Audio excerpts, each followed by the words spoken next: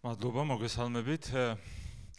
რამდენიმე სიტყვას ვიტყვი კრიზისის მართვაზე, აქ ბევრჯერ გაჟღერდა სიტყვა როგორ უნდა ვმართოთ კრიზისი, იმიტომ რომ ამას ძალიან დიდი მნიშვნელობა აქვს შემდგომი განვითარებისთვის, იმიტომ რომ ეხლა ჩვენს ბევრი ქვეყანაც იმყოფება კრიზისში, მაგრამ რასაც მთავრობა გვეუბნება, რომ აი ყველა დაზარალდა, აი ჩვენც დავზარალდით, მაგრამ განსხვავებაც ხო არის, ვინ როგორ დაზარალდა. ჩვენ ვნახეთ იგივე ლარის კურსთან მიმართებაში ხო არის განსხვავება 1%-ით გაუფასურდება ვალუტა თუ 17%-ით ბოლო 6-7 თვის განმავლობაში, ხო? ხო არის მნიშვნელობა შენი შიდა პროდუქტი თუ ეკონომიკა -16% შემცირდება თუ -1% შემცირდება. ამიტომ ძალიან დიდი მნიშვნელობა აქვს ზუსტად ამ კრიზისების მართვას, ზოგადად სიტუაციის მართვას. და ჩვენ დავინახეთ, რომ მთავრობამ ვერ მართა ეს სიტუაცია. ის თავს იწონებდა კორონავირუსის დაბალი ციფრებით, თუმცა სხვა თავმოსაწონებელი სამწუხაროდ, იმიტომ რომ ეს ჩვენს გვეხება, ხო? ნამდვილად არ გვიხარია ვინმეს წარუმატებლობა ან მთავრობის, იმიტომ რომ ეს მთავრობის წარუმატებლობა ყველა ჩვენთაგანის წარუმატებლობაა.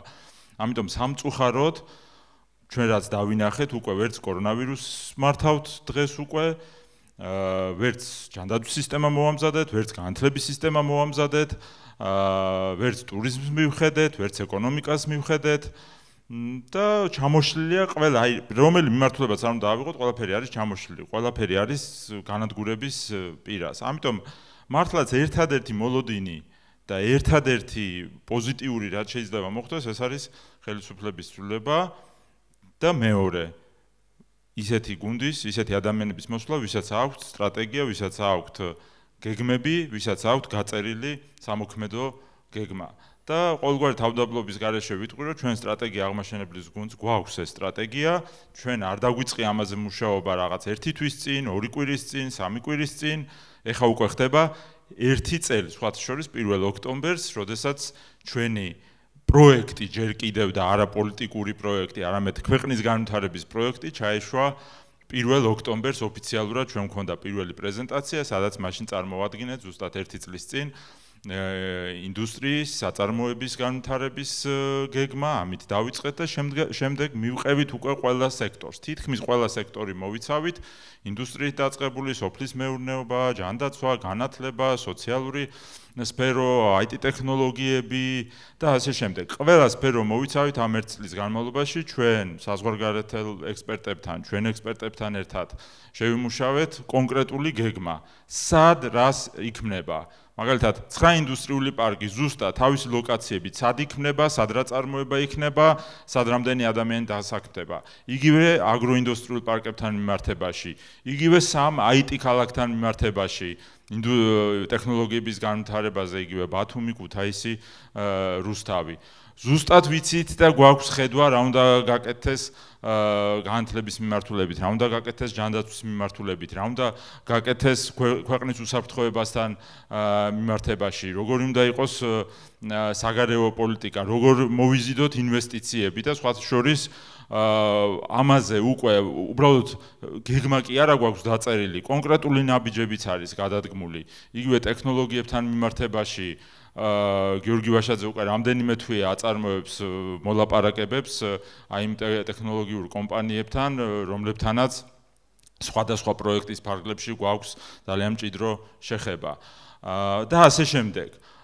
ერთი სიტყვით, ყველა მიმართულებით, ყველა დარგში გვაქვს კონკრეტული ხედვა და ზუსტად ასეთი ხედვა, ასეთი გეგმა, ასეთი გაწერილი სამოქმედო გეგმა არის საჭირო ქვეყნის გასავითარებლად, როდესაც ვამბობთ, რომ უნდა ჩავატაროთ სისტემური კომპლექსური რეფორმები, მოვიზიდოთ ინვესტიციები, შეიცვალოს ხელისუფლება, ხო?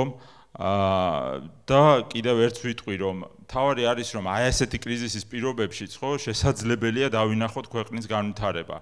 შესაძლებელია დავინახოთ შესაძლებლობები, რომელიც არის სოფლიოში და არ ვიყენებთ ამას ჩვენ. ისევე როგორც არ გამოვიყენეთ, თქვათ, ტურიზმთან დაკავშირებული შესაძლებლობები, არ გამოვიყენეთ და არ გავხსენით საზღვარი, რომ შესაძლებელი ყოფილიყო, რომ 220,000 ადამიანს კი არ დაეკარგა სამუშაო ადგილი და შემოსავალი, არამედ პირობითად 100,000 დაეკარგა. შეგვემცირებინა ეს ზარალი. -17% კი არ ყოფილიყო აპრილის თვეში ეკონომიკის ვარდნა, -5% ყოფილიყო პირობითად და და ასე შემდეგ. ბევრი ასეთ შესაძლებლობა არ გამოვიყენებთ, არაფერს ვამბობ იმაზე, რომ მართვის აბსოლუტურად არაეფექტურ გზას მიმართა მთავრობამ და ელემენტარული ხო არის ახლა რაღაცა ისეთი გადაწყვეტები, რომელმაც შეიძლება რამდენიმე წელიწადში მოგიტანოს ასე ვთქვათ შედეგი და არის მარტივი გადაწყვეტები ხო ახლა როგორცაა ჯანდაცვის სისტემის მზაობაზე ვსაუბრობთ ახლა ექიმები რო გადაგვემზადებინა ოჯახის ექიმები მოგვემზადებინა ბინაზე მკურნალობის ალგორითმი გაგვემართა სადიაგნოსტიკო პუნქტები გაგვეშალა როგორც ეს მარტ-აპრილში ვამბობდით ჩვენ და ჩვენი გუნდი ხო შესაძლებელი იქნებოდა აი ბევრი იმ პრობლემის მოგვარება რაც დღეს კიდევ გვაქვს და რაზეც ჯერ კიდევ მარტ-აპრილში ვსაუბრობდით ასე რომ მე ვფიქრობ აქ საქმე და ვითარება არის იმაში რომ რამდენად ეფექტურად მართავთ ამ სიტუაციას რამდენად ეფექტურად გამოვიყენებთ